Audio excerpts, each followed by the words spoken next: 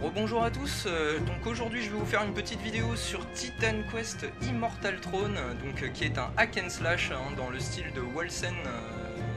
La vidéo que j'ai fait, il doit y avoir une semaine ou deux d'un hack and slash qui va sortir bientôt. Ou dans le style de Diablo, c'est le même style de jeu. Alors Titan Quest Immortal Throne, c'est un jeu qui a un certain âge. Il date, si je ne m'abuse, d'à peu près 2002 je crois. D'accord, il a été développé par un studio qui s'appelait Iron Lore, qui n'est plus vraiment d'actualité à l'heure actuelle. Alors je dis plus vraiment pourquoi, parce que, comment dire, on va dire certaines personnes qui faisaient partie de cet éditeur de jeu à l'époque a changé tout simplement, enfin on recréé un nouvel éditeur de jeu et voilà, ils ont changé de boîte on va dire. Donc ils ont fait un autre jeu dans le style de Titan Quest. Je vous ferai certainement une vidéo dessus plus tard. Bon, en tout cas, Titan Quest Immortal Throne, pour revenir à nos moutons. Donc c'est un jeu qui date environ de 2002, il est tout simplement génial. C'est pour ça que je vous fais une petite vidéo dessus, et surtout parce que c'est un jeu que vous pourrez jouer jusqu'à 4 voire 6 il me semble en multijoueur. Donc ce qui est quand même relativement confortable si vous voulez jouer avec vos amis. Il a une durée de vie qui est tout à fait excellente, une difficulté qui est tout à fait correcte. Voilà, pour les fanatiques de hack and slash, personnellement moi c'est mon gros coup de foudre, je suis fan de ce jeu. Voilà, sachez que ce n'est pas le jeu d'origine que je suis en train de vous montrer, enfin, c'est-à-dire, tout d'abord, vous avez Titan Quest tout court. Immortal Throne, c'est un DLC qui est sorti par la suite et qui rajoute une durée de vie assez énorme à Titan Quest de base, d'accord. Donc vous pouvez aujourd'hui vous en sortir pour un prix dérisoire. Le jeu d'origine plus le DLC, ça vous reviendrait à une dizaine d'euros à tout casser, donc c'est vraiment rien. Et moi j'ai installé en plus un mode qui s'appelle le mode Underlord et qui rajoute du contenu au jeu. Donc si je dois donner quelques exemples, il y a des armes mythiques qui n'existaient pas dans le jeu d'origine, parce que le jeu d'origine s'arrêtait aux armes légendaires. Donc il y a des nouveaux sets d'objets. La difficulté du jeu a été vraiment rehaussée. Il y a plus de monstres à affronter, donc ce qui rend quand même le jeu relativement plus difficile. Vous avez des mini-cartes cachées qui ont été rajoutées qu'il faut trouver. Enfin voilà, il y a eu pas mal de modifications, ce qui fait que pour les fanatiques, ça rajoute une durée de vie encore supplémentaire à Titan Quest Immortal Throne. Autre aspect d'ailleurs, j'ai voulu vous faire une vidéo sur ce jeu tout simplement aussi parce que pour l'époque il est tout simplement magnifique. 2002, donc regardez, ça ressemble quand même à quelque chose. On peut pas dire que c'est un jeu, on peut pas dire que c'est un jeu moche. Il est quand même vachement beau, vachement bien fait. Donc voilà. Je vais augmenter le son, d'accord, juste pour vous montrer que aussi ce qu'il y a de sympathique dans ce jeu, déjà il est en français, vu le nombre d'années forcément, mais les PNJ, on va dire qu'ils ne parlent pas que à l'écrit, si vous voulez, il y a une bande audio également, d'accord, c'est pas valable dans tous les hack and slash, donc je tenais quand même à le mettre, à vous faire écouter du moins, parce que c'est assez confortable quand on a la flemme de lire, d'avoir des personnages qui parlent, d'accord, donc je vais monter le son. Bonjour, je suis Esson, capitaine de la garde de ce petit village. Nous résistons, mais à quoi bon? Si les monstres détruisent nos fermes, nous serons perdus. Tout est la faute de ce maudit chaman. Diomède s'arrache les cheveux à essayer de le combattre. Voilà, donc je rebaisse. Donc voilà, donc en fait là tout simplement, je suis tout au début du jeu, je me suis juste monté jusqu'au niveau 2 pour pouvoir vous montrer les arbres de talent, etc. Donc déjà je vais vous montrer à quel point le jeu est relativement complet. Donc si on va dans l'arbre des statistiques, donc tout ceci c'est des objets que j'ai déjà ramassés, d'accord. Donc tiens, par exemple la torche est mieux là, elle fait entre 5 et 9 de dégâts de feu supplémentaires, donc ce qui est quand même relativement utile, même si elle a une vitesse relativement lente. D'accord, comparé à la dague qui a une vitesse très rapide. Mais on peut voir à partir des dégâts moyens et de la vitesse d'attaque qui se situe ici et du DPS si on gagne en dégâts ou pas. Donc si je suis à la dague, donc dégâts moyens 10, DPS 10, 106 de vitesse en pourcentage de vitesse d'attaque. Si je repasse à la torche, vous voyez dégâts moyens 17, DPS 12. Donc j'ai une vitesse d'attaque qui est moins élevée, mais dans le temps, donc en DPS je ferai plus mal, et en dégâts au coup par coup, dégâts moyens, je tape plus fort. Donc il vaut mieux garder cette petite torche. Donc voilà, on va en revenir à nos moutons. Alors, les attributs.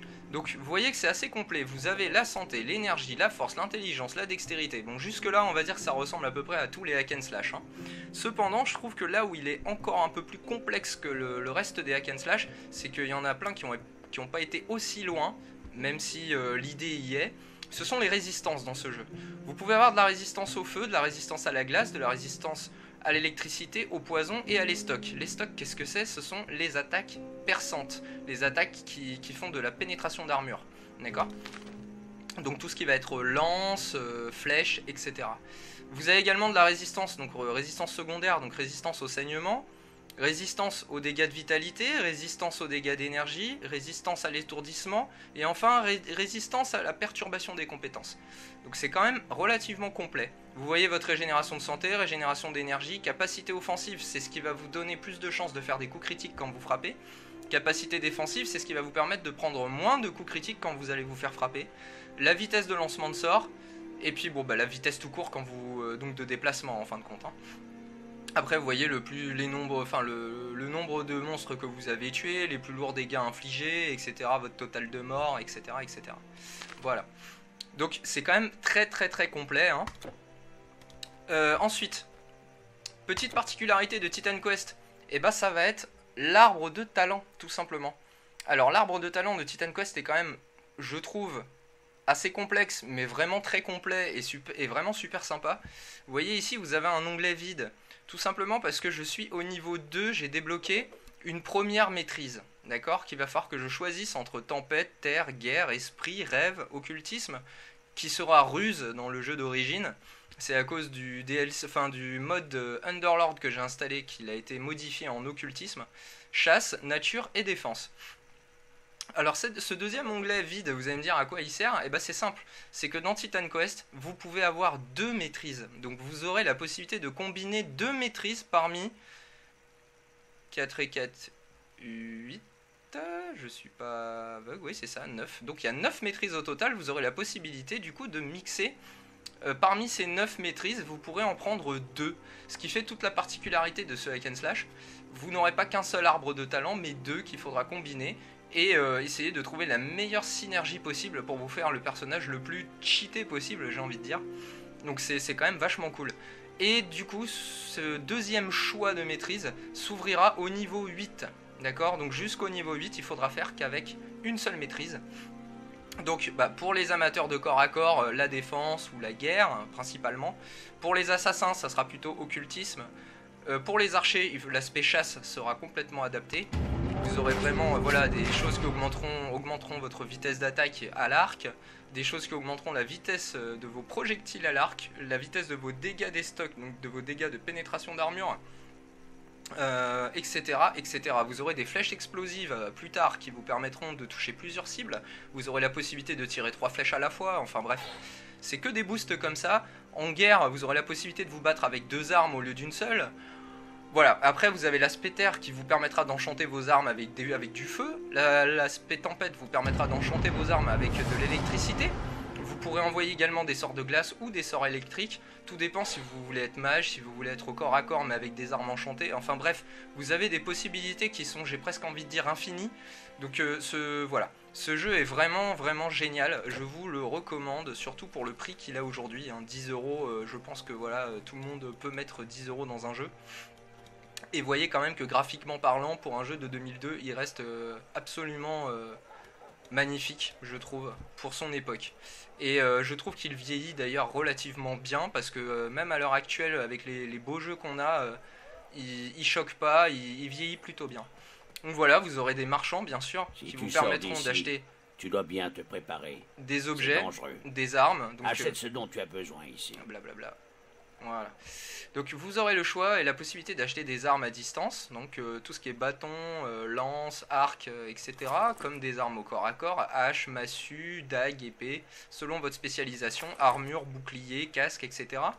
Ainsi que des potions et des bijoux ou des anneaux qui permettront de vous booster. Au revoir. Voilà, la mini-carte ici, si vous passez le doigt sur tous les icônes, ça vous indiquera ce que c'est. Donc la fontaine de renaissance, c'est si vous mourrez, vous réapparaîtrez à cet endroit-là. Le portail d'Elos, Elos c'est le nom de la ville tout simplement. C'est un portail de téléportation puisque par la suite vous aurez la possibilité de vous téléporter de ville en ville grâce à ces portails de téléportation, ce qui vous évitera de faire à chaque fois l'aller-retour à pied. Vous aurez la possibilité de stocker des objets dans des coffres. Vous aurez, et d'ailleurs ces coffres seront partagés entre tous vos personnages, donc vous aurez la possibilité, si vous trouvez un arc, que vous avez fait un guerrier, mais que vous avez fait un deuxième personnage qui sera archer, et ben à travers ce coffre avec votre deuxième personnage vous pourrez récupérer l'arc que votre premier personnage guerrier a récupéré, tout en étant dans une autre partie. Enfin voilà, c'est quand même, le jeu est vraiment bien ficelé, hein. J'ai envie de dire, bon voilà, tous les hack and slash sont à peu près dans le même style, mais franchement pour l'époque je trouve que voilà, c'est vraiment bien. L'eau, pareil, rien d'exceptionnel, mais je la trouve quand même vachement bien animée, hein, pour l'époque. Enfin voilà, le jeu est quand même, il est beau, on peut pas dire le contraire, il est beau et on a encore envie d'y jouer malgré qu'on soit en 2016.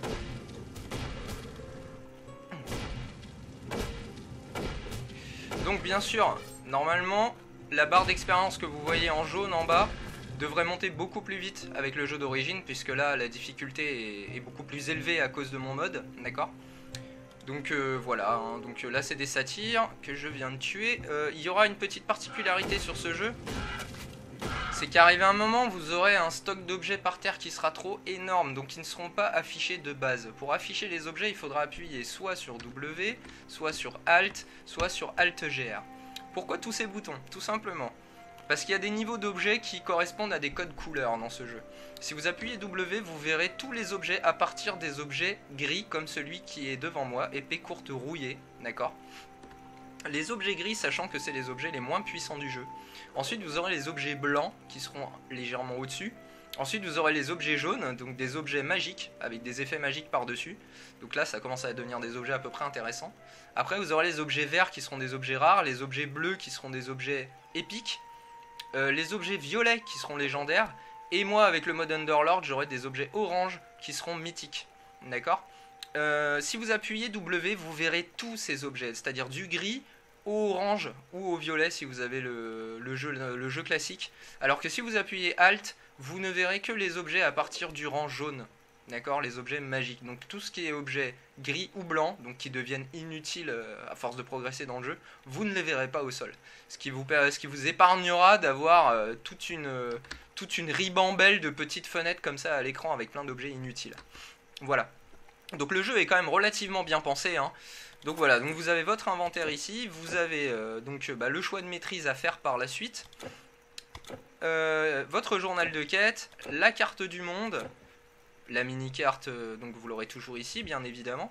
Le côté social, bon bah là il est désactivé, et le côté social et puis le côté groupe, tout simplement parce que je suis en train de jouer tout seul, personne n'est dans ma partie. D'accord, vous aurez accès à une fenêtre d'aide, donc un petit didacticiel qui pourra vous aider en jeu. Bon, moi je l'ai désactivé parce que je le connais par cœur. Et puis bien sûr un menu de gestion classique, comme dans tous les jeux.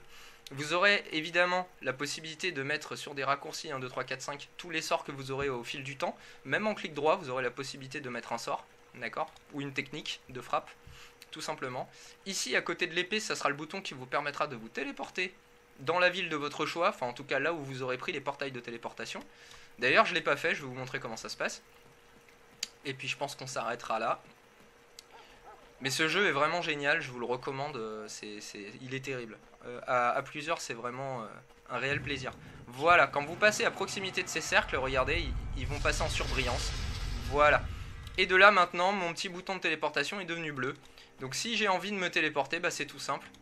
Je vais appuyer sur ce bouton, je vais rentrer dans cette lumière. Et une fois dans cette lumière, voilà, j'aurai les choix de téléportation. Donc Elos, tout simplement, parce que c'est la seule ville où j'ai débloqué un portail de téléportation actuellement. Donc vous voyez, il y en a plein. Pour information, on a la Grèce, mais vous aurez encore 1, 2, 3, 4, allez, 5 petites fenêtres comme ça, avec d'autres régions. Donc vous voyez quand même que c'est vachement grand, d'accord, avec plein de portails de téléportation comme ceci. Donc vous avez une durée de vie énorme dans ce jeu, d'accord. Voilà. Bon bah en tout cas j'espère que cette petite vidéo sur Titan Quest Immortal Throne vous aura plu. Je vous le recommande très fortement, d'accord. Et puis voilà, bah en tout cas si vous le prenez, si vous a donné envie, Et ben je vous souhaite bon jeu et à la prochaine sur Itachi Gaming. Allez, ciao ciao.